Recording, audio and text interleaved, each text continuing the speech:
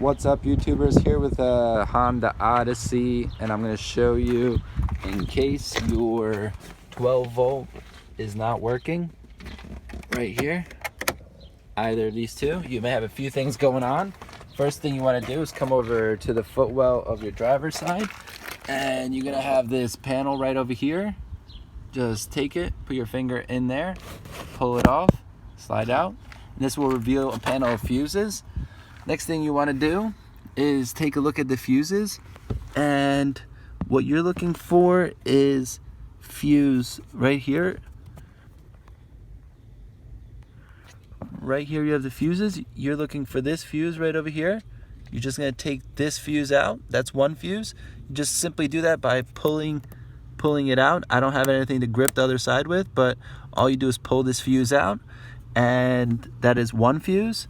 The other fuse, right over here, you got a bad view, but right over here you have fuse 12. Right below it says 12, the number 12.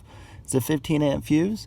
And then fuse number 9, which is the third one in, so you go 30, 7.5, and 10. So right over here, this fuse, you can pull that out and check. All right, those are two fuses. And then lastly, if you check both of those and they're good, what you got to do is take the corner right up.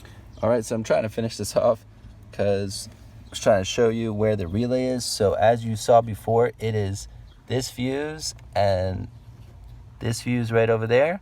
But lastly, if you pop this off right over here, you have a set of relays. It is on the top row, the last relay back there, which is extremely hard to show you. But this relay where I have my finger up. So you'll have this one, and the third one on the top row is the relay that you would want to check or see if you can get a replacement on. All right, thanks for watching. Like and subscribe. Hit the like button if this helped you out.